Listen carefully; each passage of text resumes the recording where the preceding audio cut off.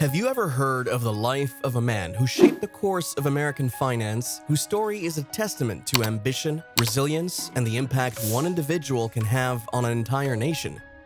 In today's episode, we'll explore the extraordinary life of this man who wielded immense power, wealth, and influence, J.P. Morgan.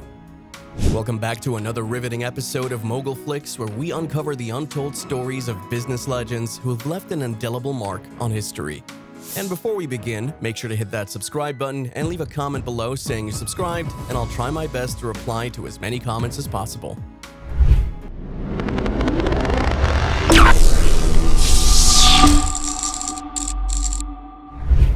Wealth, power, and influence. J.P. Morgan had it all. But his path to becoming one of the most formidable figures in American history was far from easy. J.P. Morgan was born in Connecticut in 1837 into a life of privilege. His father, Junior Spencer Morgan, was already a wealthy banker who ensured that young John received the best education money could buy. However, John's early life was marred by adversity. He was a sickly child, plagued by brutal coughing fits, migraines, seizures, and various diseases like scarlet fever. These health issues kept him indoors, where he found solace in studying and reading financial statements. At one point, he was even sent to live alone on the Azores Islands in the middle of the Atlantic Ocean in hopes that the climate would aid his recovery. By 1857, John had received education in Boston, Switzerland, and Germany. At the age of 19, he was ready to enter the workforce.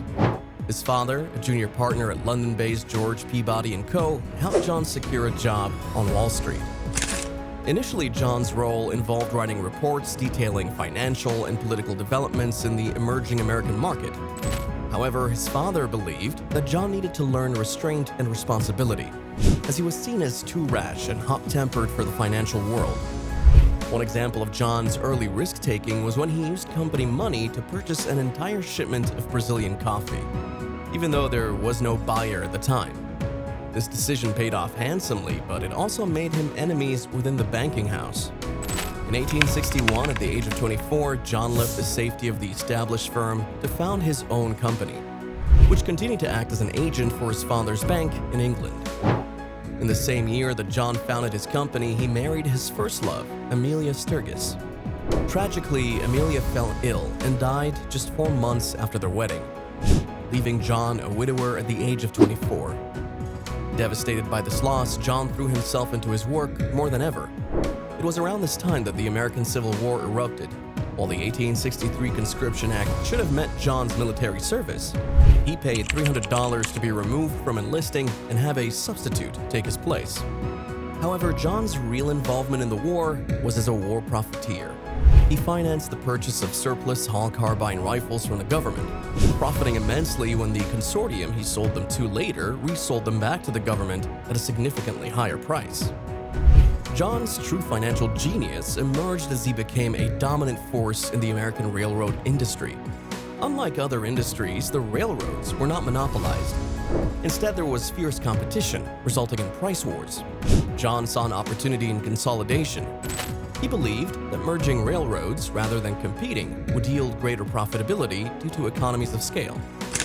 His strategy, known as Morganization, involved taking over and merging multiple small railroad companies into one powerful conglomerate. John's proactive approach in corporate management was unique for his time.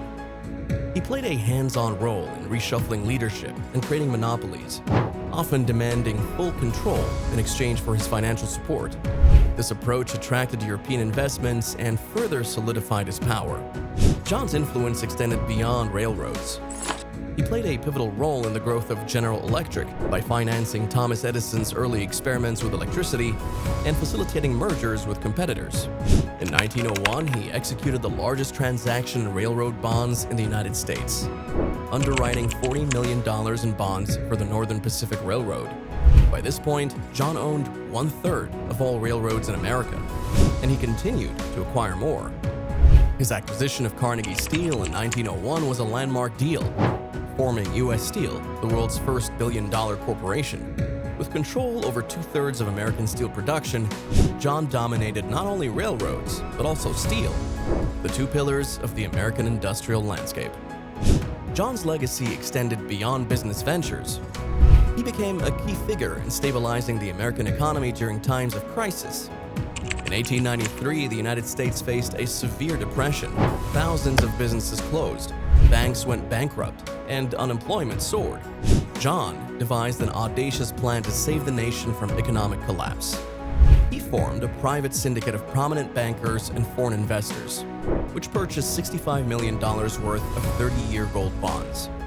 This infusion of capital reassured the public and prevented a complete economic meltdown. In 1907, during another financial crisis, President Theodore Roosevelt turned to John again for help. Together, they orchestrated a plan that restored public confidence in the banking system, solidifying John's reputation as a financial savior. Despite his remarkable contributions to the American economy, John faced increasing scrutiny and criticism. The era of unchecked business magnates was coming to an end. The Pujo Committee investigated Wall Street's money trust, exposing the extent of Wall Street's influence on the nation.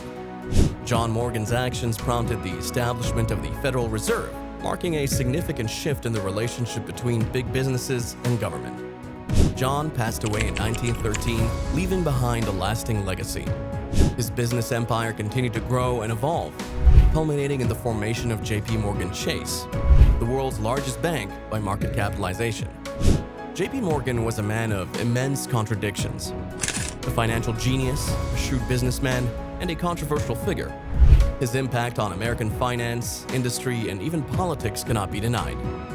For more awe-inspiring stories and insights of other influential titans who shaped the course of history, be sure to subscribe to our channel. We have more coming your way. If you missed our previous captivating stories, don't miss out. Click on the video on your screen and revisit the tales that shaped history. Thanks for watching, and see you next time.